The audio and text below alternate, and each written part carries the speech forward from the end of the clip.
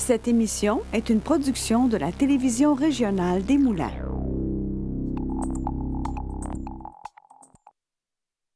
Aujourd'hui au bulletin, un rapport favorable de la vérificatrice générale de Terrebonne, un nouveau bureau d'information touristique dans le Vieux-Terrebonne et l'Oktoberfest de Repentigny dévoilait sa programmation ainsi qu'une nouveauté au festival. Je suis Charles Lantier et bienvenue à votre bulletin d'actualité régionale.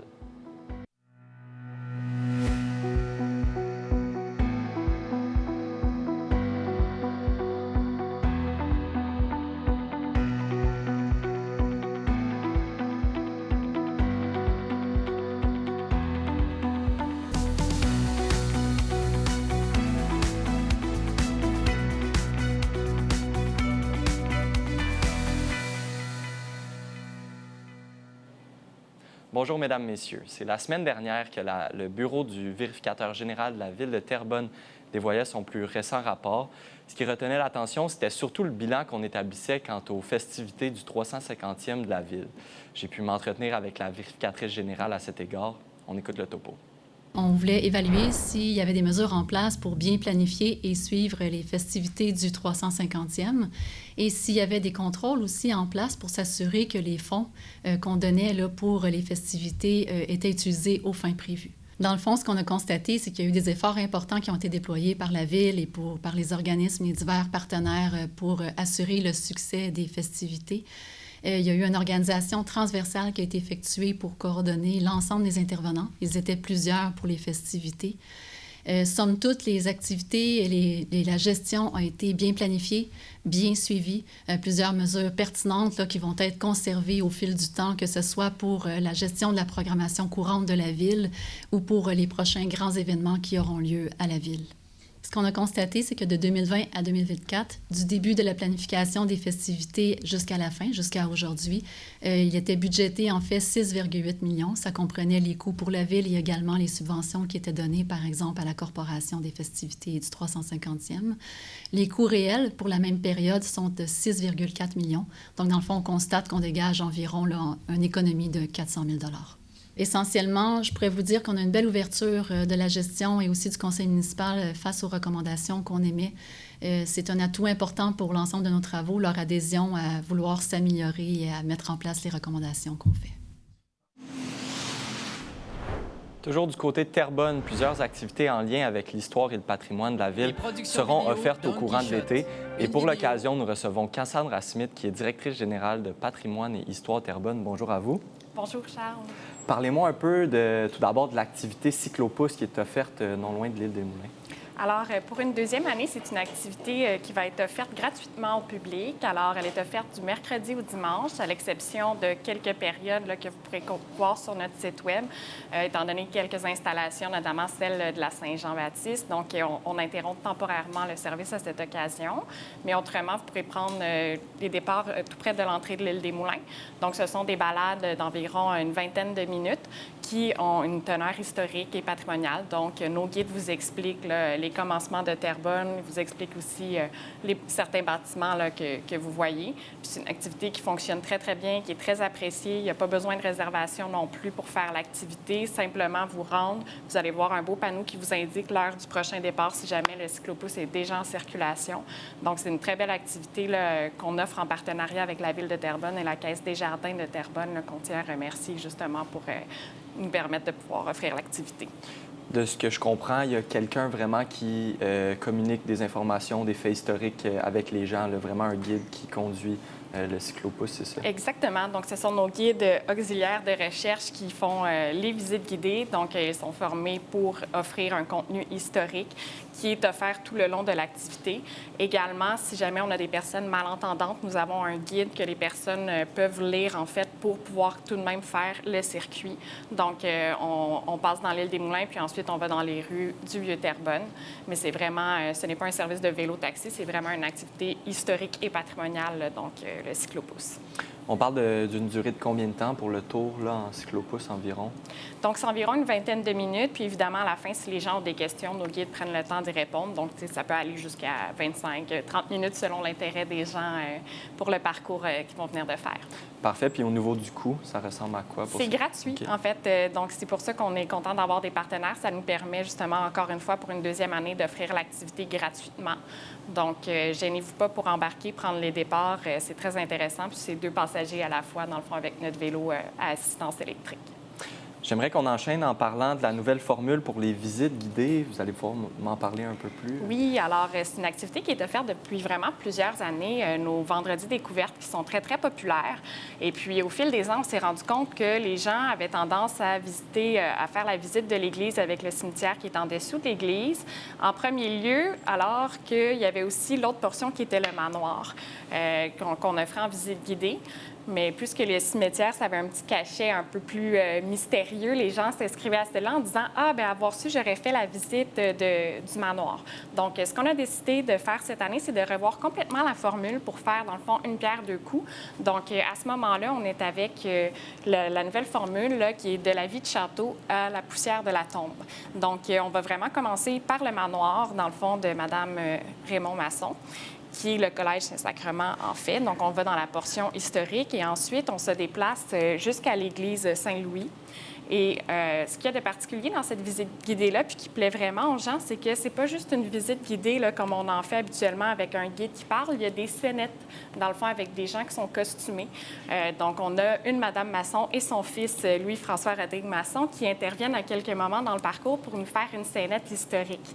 Donc, ça va vraiment chercher une forme différente d'activité. Donc, cette activité-là, elle est très, très populaire à chaque année. On a un tarif spécial pour nos membres là, qui est de 45 $. Puis, c'est un petit peu plus élevé pour les non-membres, mais ça vaut vraiment la peine si les gens aiment assister à des conférences historiques, à des visites guidées. Puis, ils ont des rabais aussi sur certains éléments de notre boutique en ligne quand on devient membre. Donc, ça vaut le coup là, de payer ce petit frais annuel pour avoir les rabais sur les activités associées, là. Donc, avec cette nouvelle formule-là, en fait, on parle d'une durée de combien de temps pour l'activité? Donc, ça va être une activité approximative là, qui dure approximativement 2 heures. Donc, c'est quand même un beau parcours où est-ce qu'on marche. Puis, justement, le fait qu'il y ait des scénettes historiques, ça vient un peu interrompre un rythme. Ça vient bonifier l'offre, je pense. Bien oui, aussi, tout à fait. Puis, c'est quand même un élément intéressant que d'avoir un cimetière en dessous d'une église. Donc, c'est très particulier ce qu'on peut voir là. Puis, on marche vraiment dans un sentier aménagé, mais on a les tombes de part et d'autre. Puis d'avoir les scénettes avec des gens costumés, c'est vraiment une formule intéressante là, qui nous démarque des autres. Bien, super. Merci beaucoup d'être de passage aujourd'hui en studio pour nous parler de ces nombreuses activités qui vont être offertes là, non loin de l'île des Moulins et un peu partout là, dans Terrebonne. Exactement. Puis n'hésitez pas à passer à la Maison d'histoire de Terrebonne également. On a 2 belles expositions qui sont nouvelles, une qu'on a inaugurée tout récemment. Donc, vous pouvez venir voir ça. Les tarifs sont très modestes pour le contenu. Vous allez voir, c'est très intéressant. Parfait. Bien, merci beaucoup, Cassandra Smith. Merci beaucoup de l'invitation. Donc, revenez-nous après la pause. Merci.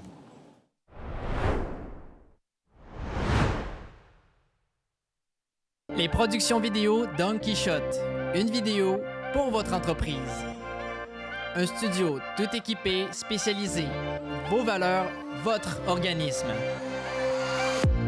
Nous avons aussi le service de drone qui vous permettra de prendre des plans de vue les plus spectaculaires. Ainsi que notre service de streaming web pour prendre vos directs. Rapide, unique, Don Quichotte. Créons ensemble la vidéo qu'il vous faut.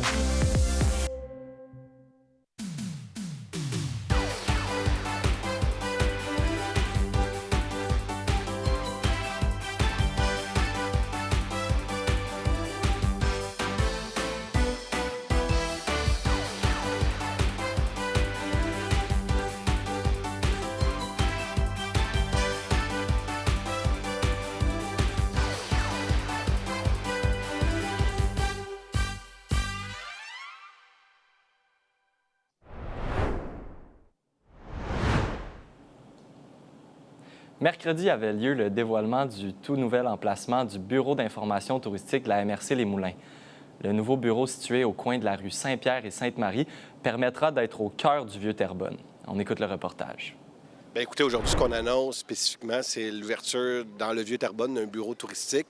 C'est quelque chose qui est important pour la région. Donc, vous savez qu'avec l'île des Moulins, tout son pourtour, c'est un lieu important au niveau touristique dans la grande région de la Naudière, mais ici, dans la MRC des Moulins. Bien, c'était différent parce qu'on était sur des seigneurs au deuxième étage. On n'était pas dans un pôle touristique. Donc, les gens devaient venir en voiture, puis c'était... Bon, c'était peut-être moins optimal là, pour aller chercher les visiteurs. Là, on est au cœur de notre produit d'appel qui est le Vieux-Terrebonne. Donc, on est confiant qu'on va aller chercher beaucoup, on va atteindre beaucoup plus de visiteurs de cette façon-là. Bien, on offre les mêmes services. En fait, on offre la documentation de partout au Québec. Donc, les citoyens peuvent venir prévoir leurs vacances. Le bureau est ouvert 7 jours sur 7, de 10h à 18h pour l'été au complet, dès demain, jeudi. Donc, c'est ça, c'est pour venir prévoir les vacances ou s'informer qu'est-ce qu'il y a à faire dans le coin, surtout nos beaux attraits, nos événements, nos festivals, nos pistes-cyclables. Nos restaurants. Nos restaurants. Toute notre offre touristique, en fait, on a l'information, les cartes, les outils promotionnels là, pour informer les gens. On fait aussi des guides personnalisés dans le sens que quand la clientèle rentre, nous, on est vraiment informés selon leurs besoins, que ce soit familial, en couple, etc. Donc, selon les besoins spécifiques de la personne, dans le fond, on propose qu'est-ce qui est le mieux. Ça donne une excellente visibilité. Oui, ça fait longtemps qu'on est basé sur des seigneurs. Avant, on était au terminus d'autobus aussi. Donc, oui, le fait qu'on soit vraiment au cœur de l'action, ça donne vraiment une meilleure visibilité à l'institution, au centre touristique. Puis, c'est vraiment une belle opportunité aussi pour les gens de nous trouver plus accessibles puis d'avoir un meilleur accès aux ressources qu'on offre dans notre gros bureau sur des seigneurs d'habitude.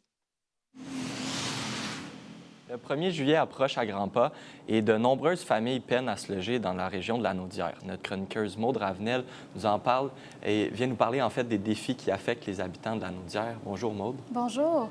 Donc, exactement, on parle de la crise du logement parce qu'on approche du 1er juillet, mais il faut savoir que la crise du logement, maintenant, elle est présente tout au long de l'année. Donc, les services d'aide à la recherche du logement, qui sont chapeautés par les offices municipaux d'habitation, travaillent là, tout au long de l'année, mais bien évidemment beaucoup plus activement à la veille du 1er juillet. Dans le fond, quand j'ai parlé avec Antonio Ciarci Aglino, qui est le directeur de l'Office municipal d'habitation de la Naudière-Sud, ce qu'il m'a expliqué, c'est que présentement, il y a encore 190 personnes qui ne parviennent pas à trouver un logement, ce qui est similaire à l'année passée. En fait, c'est 190 personnes qu'ils ont aidées et depuis mai, ce qui est similaire à l'an dernier. Et de ce nombre, il y en a 25 présentement qui ne savent pas s'ils vont arriver à leur trouver un logement. C'est possible qu'ils vivent de l'itinérance. Ce qu'ils remarquent, par contre, comparé aux autres années, c'est que de plus en plus de gens ont des difficultés personnelles. D'ailleurs, quand je me suis adressée au service d'aide de recherche de logement du Nord, Marie-Claude Baudry, une employée, m'a parlé que c'était une personne sur 3 cette année qui demandait de l'aide en raison de violences conjugales, qui doivent déménager. Donc, c'est quand même préoccupant comme situation. Mais ça fait en sorte qu'il y a des propriétaires qui vont être plus compréhensifs parce qu'on sait que le prix des loyers augmente. Ils vont être plus compréhensifs et ils vont accepter d'être sur le programme d'aide aux revenus, donc au loyer.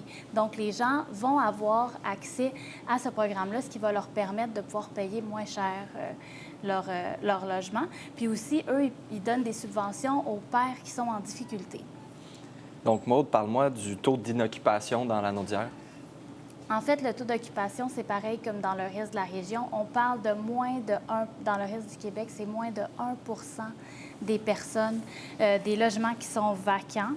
Puis quand on parle des logements qui restent, souvent, c'est des logements qui vont soit être insalubres ou encore, c'est des logements qui vont être très beaux, donc complètement inabordables parce qu'on parle de logements neufs. Puis la Société canadienne d'hypothèques et de logements estime qu'il faut qu'une ville ait 3 % de logements vacants pour que, justement, la population puisse bien vivre. Donc, on est loin du compte. Est-ce que les coûts des logements ont beaucoup augmenté dans la dernière année, en fait? Bien, en fait, dans la Naudière-Sud, les logements ont beaucoup augmenté. Là. On parle des 3,5 qui passent de 790 à 950 $. Donc, c'est quand même une augmentation majeure. Un 4,5, on parle de 1 050 $ à 1 400 $. Donc, tu sais, c'est vraiment des gros montants. Par contre, dans la Naudière-Nord, ce qu'on remarque, c'est que les logements sont moins chers. C'est environ 200 $ de moins qu'au Sud. Donc, les gens sont un peu avantagés sur ce côté-là. Mais ça reste que, vu le prix des loyers, les gens dépensent souvent plus de 30 de leur salaire, de leur revenu net. Et quand on dépense plus de 30 de notre revenu net, bien, à ce moment-là, c'est sûr que notre vie est impactée. Soit qu'on va avoir, bien évidemment, précarité financière, mais notre alimentation, des fois des problèmes de santé, les enfants n'auront plus d'activités parascolaires. Donc, ça a quand même un impact important. Puis, ce qu'il va surtout falloir observer, c'est septembre-octobre, parce que là, présentement, les gens ont peur de se retrouver à la rue. Donc, qu'est-ce qui se passe? Ils vont signer des baux qui sont beaucoup trop chers pour eux. Donc là, en septembre et en octobre, à ce moment-là, ils vont refaire appel aux services parce qu'ils ne parviendront plus à payer leur logement. Qu'est-ce que les gens qui n'ont pas encore trouvé de logement doivent faire?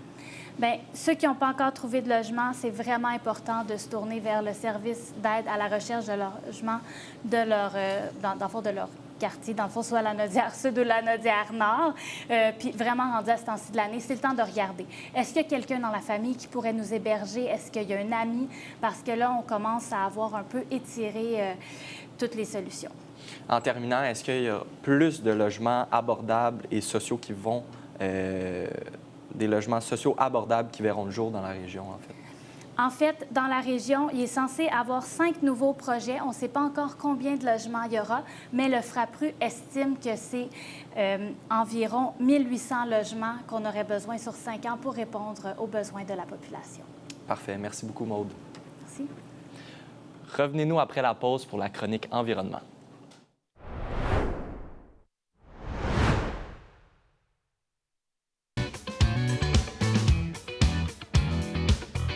Salut, je m'appelle Maude Ravenel et cet été, j'anime Direction Culture. Je me déplacerai donc aux 4 coins de la Naudière pour vous faire découvrir l'actualité culturelle de la région. Du nouveau à TVRM. Regardez toute la programmation en continu sur tvrm.ca/en direct. Que vous soyez fan de musique, de culture ou d'actualité, ne ratez pas cette chance de suivre les événements et les personnalités de votre région. Rendez-vous sur le site de tvrm.ca. Consultez votre programmation, vos émissions et l'actualité dans la Naudière. Si vous désirez revoir ou si vous avez manqué un épisode, n'ayez crainte, toutes vos émissions se retrouvent sur votre site Internet. Devenez membre de TVRM, c'est contribuer au développement de sa mission et de sa communauté. Ne manquez pas votre bulletin en direct le mardi et le jeudi midi pour être informé de tout ce qui se passe dans votre région et plein d'autres émissions sur votre communauté. La télévision régionale des Moulins, pour voir et être vue.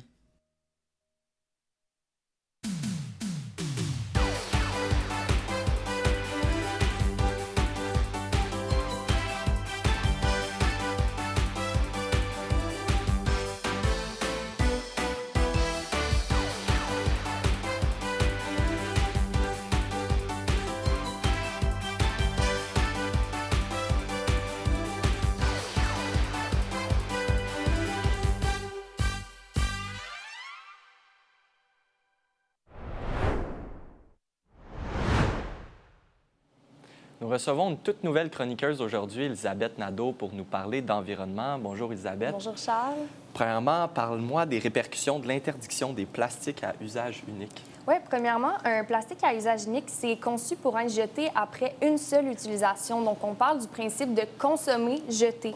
Ce plastique-là va entraîner un gaspillage assez important, va contribuer grandement à la pollution des sols, des eaux, des impacts aussi liés à l'enfouissement, à l'incinération des déchets. Ça remplit vraiment sans se décomposer rapidement, puis on en utilise beaucoup.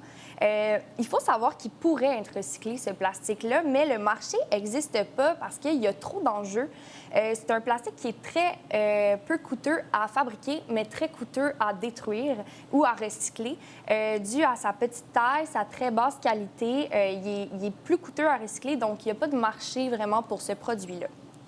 Je laisse continuer avec les lois en vigueur et les règlements là, concernant l'usage. Oui.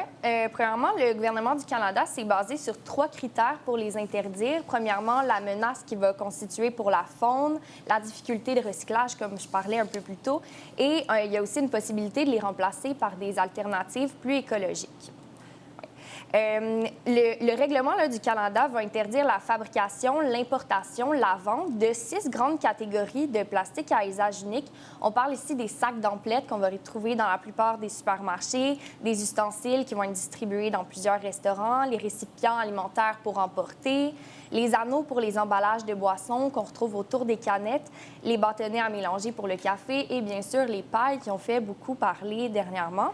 Le règlement s'est mis en œuvre de manière graduelle, donc on n'est pas encore à l'aboutissement d'interdire complètement ces plastiques-là. Ça va s'achever en décembre 2025. Actuellement, il y a 3 procédés. Dans le fond, la fabrication en usine est arrêtée.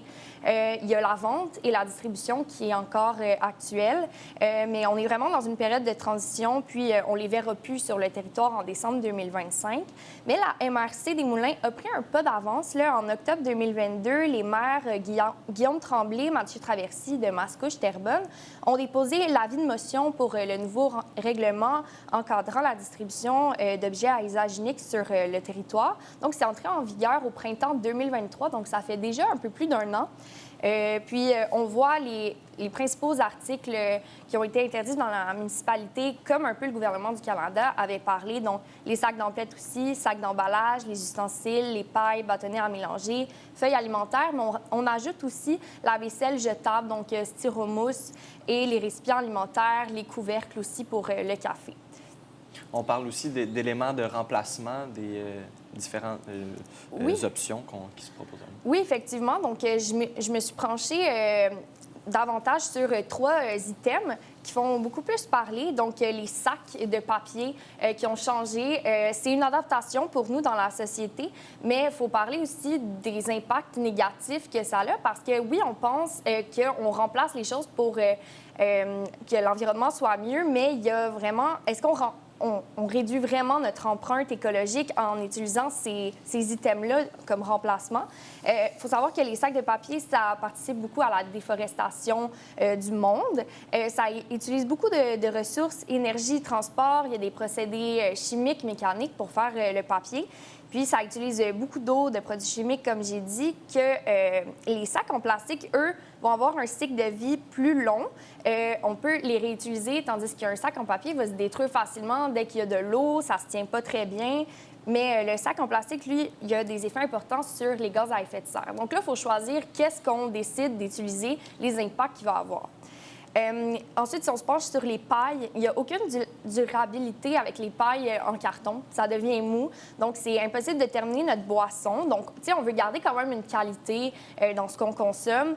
Mais les pailles ont un procédé avec trop de produits chimiques. Là, je parle bien des pailles en carton. Mais il y a une meilleure option qui est sur le marché en ce moment, c'est les pailles à base de plantes, comme celles composées de blé biologique, d'amidon de maïs, parce que ceux-là peuvent être rapidement renouvelés. Sauf qu'on parle aussi, il faut faire de l'agriculture, ça utilise des ressources, des terres. Est-ce qu'on est prêt à faire face à ça? C'est à voir. Puis les couverts en bois, donc les ustensiles, ça fait beaucoup parler quand même. On n'aime pas vraiment le goût en bouche. Il y a des déformations. La cuillère, difficile de manger une soupe avec une cuillère quasiment plate.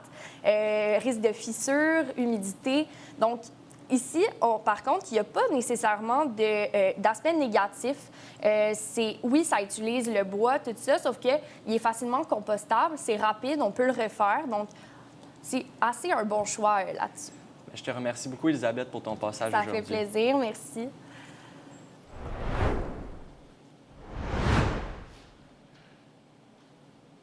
C'est cette semaine que l'Oktoberfest de Repentigny dévoilait la programmation de sa 17e édition, ainsi qu'une nouveauté du festival. Je me suis rendu au théâtre Alphonse Desjardins de Repentigny pour l'occasion. On écoute le topo.